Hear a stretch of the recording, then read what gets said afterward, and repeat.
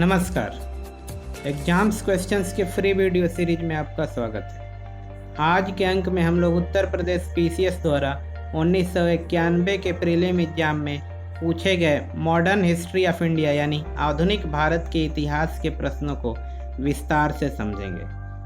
चलिए शुरू करते हैं। पहला प्रश्न, इस्तेमरारी बंदोबस्त किसने लागू किया? जिसके विकल्प हैं पहला वेलेजली, दूसरा वॉरेन हेस्टिंग, तीसरा लॉर्ड कॉर्नवालिस, चौथा लॉर्ड डफरिन। जिसका सही जवाब है तीसरा लॉर्ड कॉर्नवालिस। स्थायी बंदोबस्त या इस्तेमरारी बंदोबस्त से संबंधित विचार सर्वप्रथम वॉरेन हेस्टिंग की कार्यकारिणी के सदस्य फिलिप्स फ्रांसिस ने दिया।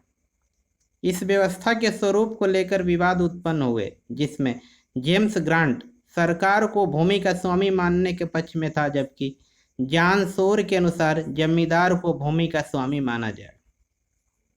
1793 में लॉर्ड कॉर्नवालिस ने भू राजस्व की स्थायी बंदोबस्त प्रणाली को प्रारंभ किया। इस्तेमरारी, जागीरदारी, मालगुजारी एवं बिस्वेदारी आदि नामों से भी जाना जाता है। यह व्यवस्था बंगाल, बिहार, उड़ीसा, मद्रास के उत्तरी जिलों तथा वाराणसी में लागू किया गया। अगला प्रश्न, 1857 के विद्रोह के समय ब्रिटिश प्रधानमंत्री कौन था? जिसके विकल्प हैं पहला चर्चिल, दूसरा पामरस्टन, तीसरा लॉर्ड एटली, चौथा ग्लेडस्टोन। जिसका सही जवाब है दूसरा पामरस्टन। 1857 के विद्रोह के समय विस्काउंट पामरस्टन ब्रिटेन के प्रधानमंत्री थे, जिनका कार्यकाल 1855 से 1858 ईस्वी तक रहा। 1857 के विद्रोह के समय भारत का गवर्नर जनरल लॉर्ड कैनिंग तथा उसी समय कंपनी के मुख्य सेनापति जॉर्ज एनीसन तथा विद्रोह के प्रारंभ होने के बाद नियुक्त सेनापति कलिन कैम्पबेल थे। अगला प्रश्न, डलहौजी के काल में ब्रिटिश साम्राज्य में अवध का विलय किस आधार पर किया गया? जिसके विकल्प हैं पहला कुशासन का आरोप, दूसरा राज्य हड़पने की नीति, तीसरा सहायक संधि, चौथा इनमें से कोई नहीं। जिसका सही जवाब है पहला कुशासन का आरोप। लॉर्ड डलहौजी 1848 से 1856 ईस्वी ने साम्राज्य विस्तार के लिए मुख्यतः 3 नीतियों को अपनाया। पहला युद्ध द्वारा विजय, दूसरा व्यक्तिगत का सिद्धांत अथवा राज्य हड़पने की नीति, जिसे डॉक्ट्रिन ऑफ लैप्स भी कहते हैं, तीसरा कुशासन का आरोप लगाकर विलय। डलहौजी ने अवध के नवाब वाजिद अली शाह पर कुशासन का आरोप लगाकर 13 फरवरी 1856 ईस्वी को अंग्रेजी राज्य में विलय कर लिया। इसने अवध के विलय की योजना बहुत दक्षतापूर्वक बनाई तथा आउट्रम को वहां के शासन की जांच करने के लिए भेजा। उसने आउट्रम की रिपोर्ट को लंदन भेजकर अवध के विलय के लिए ब्रिटिश सरकार की अनुमति प्राप्त कर ली। अवध का विलय आउट्रम की रिपोर्ट के आधार पर कुशासन का आरोप लगाकर कर लिया गया। अवध के अतिरिक्त व्यक्तिगत सिद्धांत या हड़प की नीति के अंतर्गत विलय किए गए क्षेत्र सतारा 1848 ईस्वी, जैतपुर और संबलपुर 1849 ईस्वी, बघाट 1850, उदयपुर 1852, झांसी 1853 और नागपुर 1854।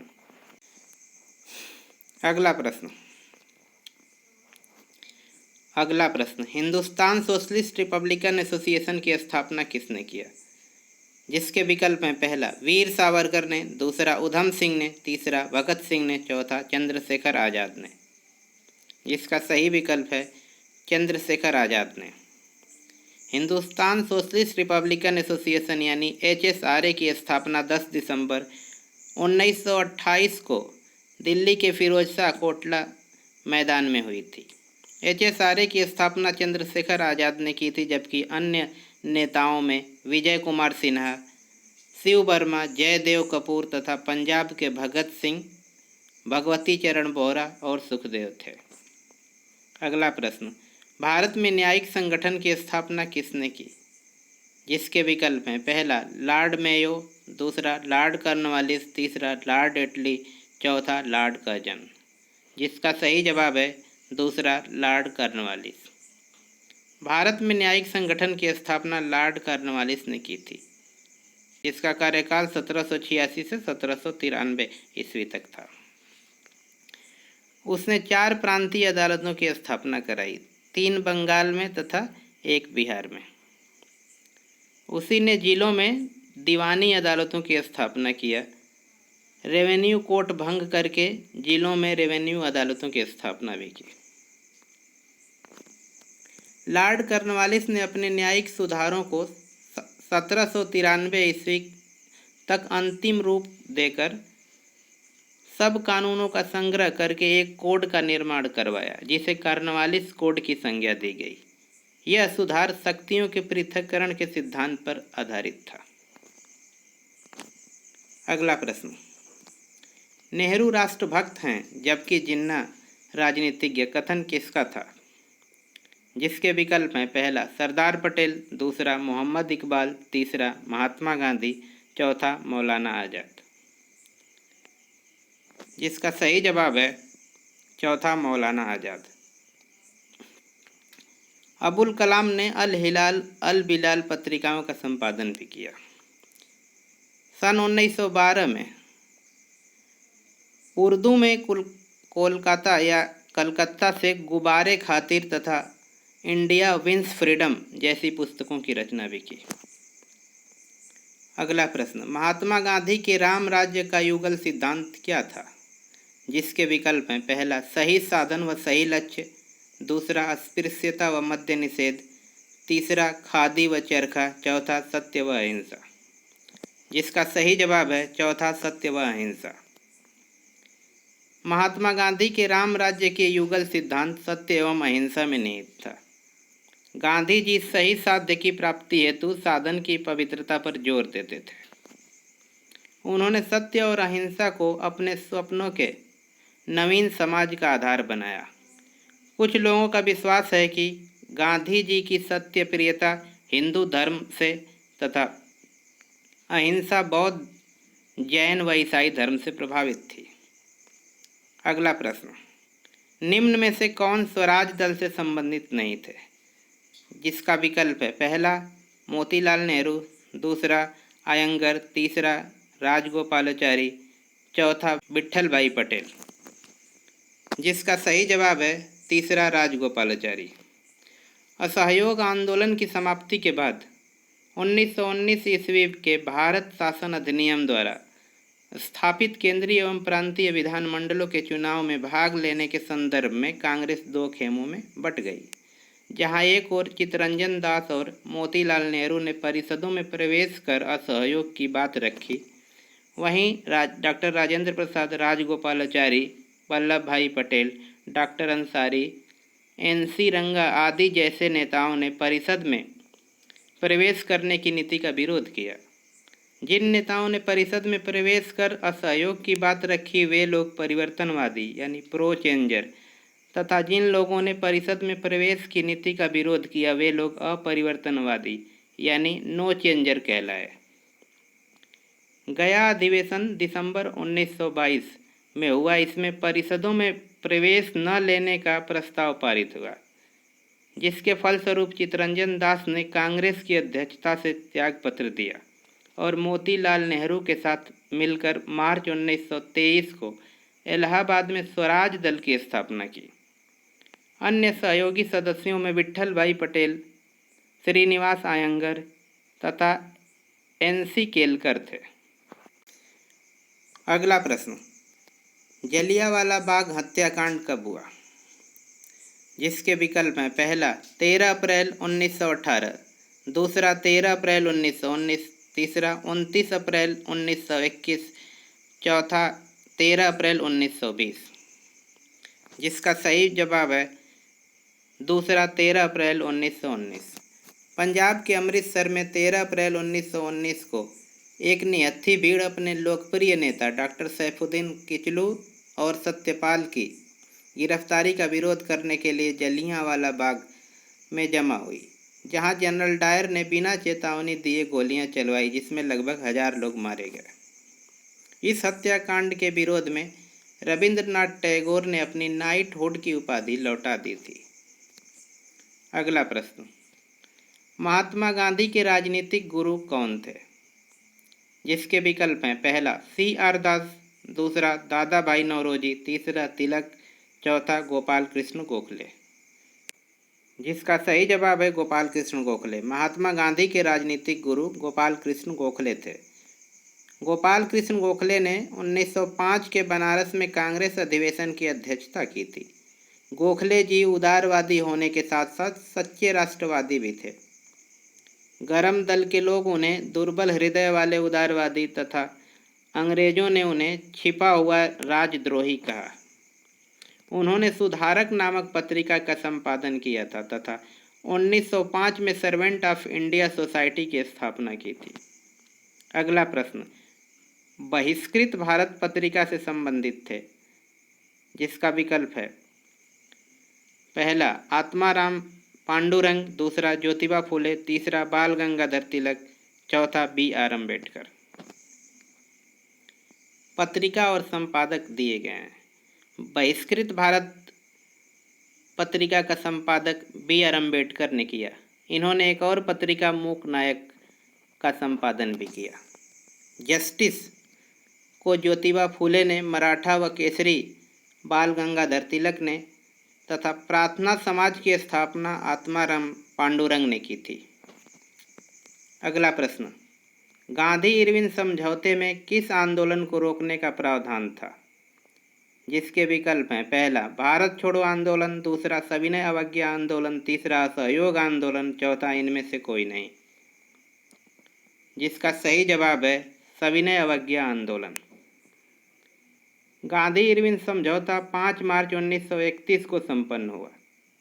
इस समझौते को दिल्ली पैक्ट के नाम से भी जाना जाता है। इस समझौते के तहत कांग्रेस की ओर से गांधी जी ने निम्नलिखित बातों को स्वीकार किया। पहला, सविनय अवज्ञा आंदोलन स्थगित कर दिया जाए।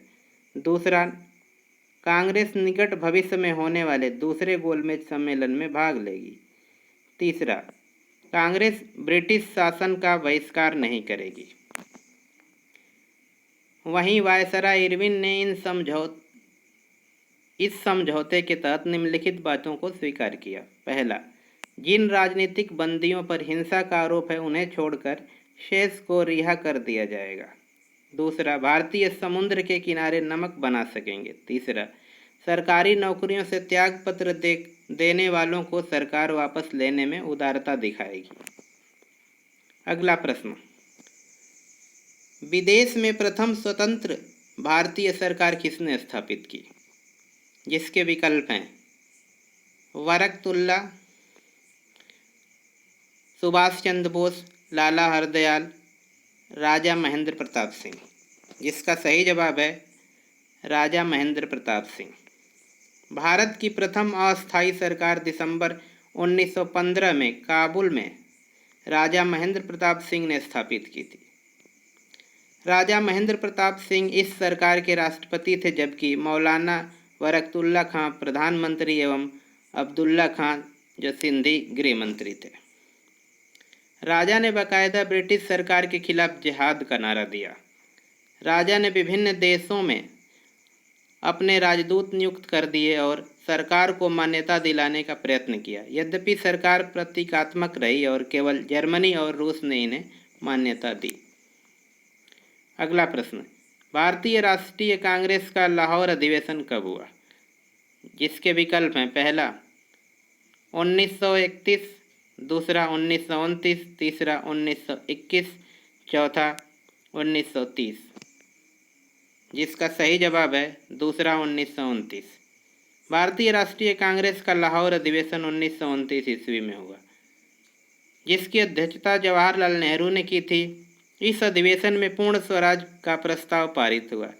26 जनवरी 1930 को स्वतंत्रता दिवस मनाने का निश्चय किया गया तथा कांग्रेस कार्यकारिणी समिति को सविनय अवज्ञा आंदोलन शुरू करने की अनुमति मिली। अगला प्रश्न, बंगाल का एकीकरण किस सन में संपन्न हुआ? जिसका विकल्प है पहला 1905, दूसरा 1908, तीसरा 1913, चौथा 1912। जिसका सही जवाब है चौथा 1912। वायसराय लॉर्ड कर्जन ने 20 जुलाई 1905 ईस्वी को बंगाल विभाजन के निर्णय की घोषणा की, जिसके परिणाम स्वरूप 7 अगस्त 1905 ईस्वी को कलकत्ता के टाउन हॉल में स्वदेशी आंदोलन की घोषणा की गई। कई सालों के विरोध के बाद अरुणडेल कमेटी ने विभाजन को पुनः संयुक्त करने की आवश्यकता पर बल दिया, जिसके फलस्वरूप 1911 ईस्वी को ब्रिटिश सरकार ने विवश होकर बंगाल के एकीकरण की घोषणा की तथा 1912 ईस्वी में बंगाल का एकीकरण संपन्न हुआ। अगला प्रश्न, स्वराज मेरा जन्मसिद्ध अधिकार है उद्घोष किसका था? जिसका विकल्प है पहला गोपाल कृष्ण गोखले, दूसरा बाल गंगाधर तिलक, तीसरा महात्मा गांधी, चौथा चंद्रशेखर आजाद। जिसका सही जवाब है बाल गंगाधर तिलक। भारत के बेताज बादशाह तथा हिंदू राष्ट्रवाद के पिता जैसी उपाधियों से विभूषित बाल गंगाधर तिलक ने राष्ट्रवाद की चेतना जागृत करने हेतु अखाड़े, लाठी क्लब, गो हत्या विरोधी सभाएं, गणपति उत्सव, शिवाजी महोत्सव जैसी कार्यक्रमों एवं संस्थाओं की स्थापना की। उन्होंने ही सबसे पहले स्वराज की मांग की तथा कहा, स्वराज मेरा जन्मसिद्ध अधिकार है और मैं इसे लेकर रहूँगा। 1916 में पूना में इन्होंने होम रूल लीग की स्थापना की। लंदन टाइम्स के संवाददाता एवं इंडियन अनरेस्ट के लेखक वेलेंटाइन चिरोल ने इन्हें भारतीय अशांति का जन्मदाता कहा। अगला प्रश्न, करो या मरो का नारा किसने दिया? जिसके विकल्प हैं पहला तिलक, दूसरा जवाहरलाल नेहरू, तीसरा भगत सिंह, चौथा महात्मा गांधी। जिसका सही जवाब है चौथा महात्मा गांधी। 7 अगस्त 1942 ईस्वी को बम्बई के ग्वालियर टैंक में कांग्रेस का अधिवेशन, जिसकी अध्यक्षता अबुल कलाम ने की थी, जिसमें नेहरू जी ने भारत छोड़ो प्रस्ताव पेश किया, जिसे थोड़े बहुत संशोधन के बाद 8 अगस्त 1942 ईस्वी को स्वीकार कर लिया गया। इसी दौरान गांधी जी ने कहा कि मैं आपको एक मंत्र देता हूँ, करो या मरो, जिसका अर्थ था भारत की जनता देश की आज़ादी के लिए हर ढंग का प्रयत्न करे, बस इस बात का ध्यान रखें कि आंदोलन गुप्त या हिंसात्मक न हो। अगला प्रश्न, होम रूल लीग आंदोलन सर्वप्रथम किसने प्रारंभ किया? जिसके विकल्प हैं पहला एनी बेसेंट, दूसरा सरोजिनी नायडू, तीसरा सुरेंद्रनाथ बनर्जी, चौथा तिलक। जिसका सही जवाब है पहला एनी बेसेंट। भारत में होम रूल आंदोलन सर्वप्रथम एनी बेसेंट ने प्रारंभ किया था। यद्यपि होम रूल लीग की स्थापना सर्वप्रथम अप्रैल 1916 में तिलक ने की थी। इसके पश्चात सितंबर 1916 में एनी बेसेंट ने की थी। 1918 में तिलक तथा एनी बेसेंट द्वारा बनाए गए होम रूल को एक में मिला दिया गया।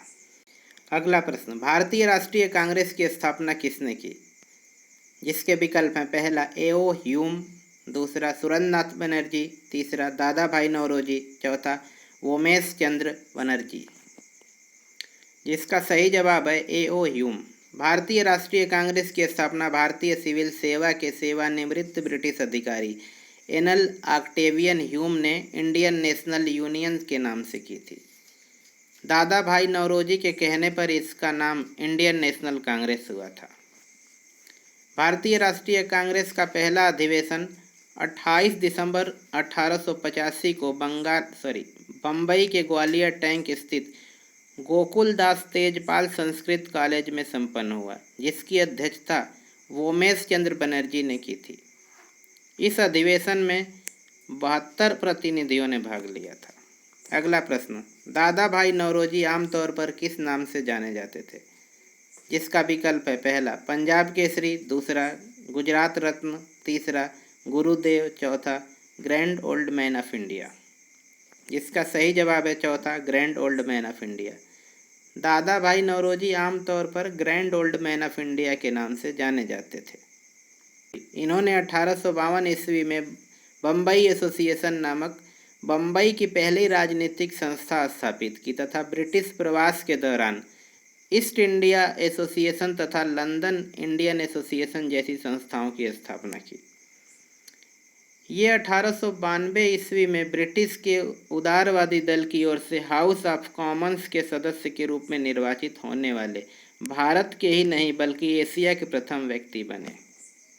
अगला प्रश्न, भारतीय राष्ट्रीय कांग्रेस का प्रथम विभाजन कब हुआ? जिसका विकल्प है पहला 1907, दूसरा 1906, तीसरा 1969, चौथा 1911। जिसका सही जवाब है 1907। भारतीय राष्ट्रीय कांग्रेस का सूरत अधिवेशन, जिसकी अध्यक्षता रास बिहारी घोष ने की थी, स्वराज शब्द की व्याख्या को लेकर कांग्रेस का विभाजन हो गया तथा नरम दल एवं गरम दल में बट गई। विभाजन के बाद नरम पंथियों का कांग्रेस में प्रभुत्व हो गया। आखिरी प्रश्न, इनकलाब जिंदाबाद का नारा किसने दिया? जिसके विकल्प हैं सुभाष चंद्र बोस, मोहम्मद इकबाल, राम प्रसाद बिस्मिल, भगत सिंह। जिसका सही जवाब है मोहम्मद इकबाल। अविभाजित भारत के प्रसिद्ध शायर, लेखक, नेता एवं दार्शनिक मोहम्मद इकबाल ने इनकलाब जिंदाबाद का नारा दिया था। ये प्रारंभ में हिंदू मुस्लिम एकता के हिमायती थे, जिसका प्रमाण सारे जहां से अच्छा हिंदोस्तां हमारा, तरानाए हिंद तथा बंग ए दर्रा आदि रचनाओं में मिल जाता है। 1930 ईस्वी में इन्होंने ही सर्वप्रथम मुस्लिम लीग के मंच से इलाहाबाद में द्विराष्ट्र सिद्धांत की बात की। इस सीरीज के अगले वीडियो की नोटिफिकेशन के लिए एग्जाम क्वेश्चंस को सब्सक्राइब करें। धन्यवाद।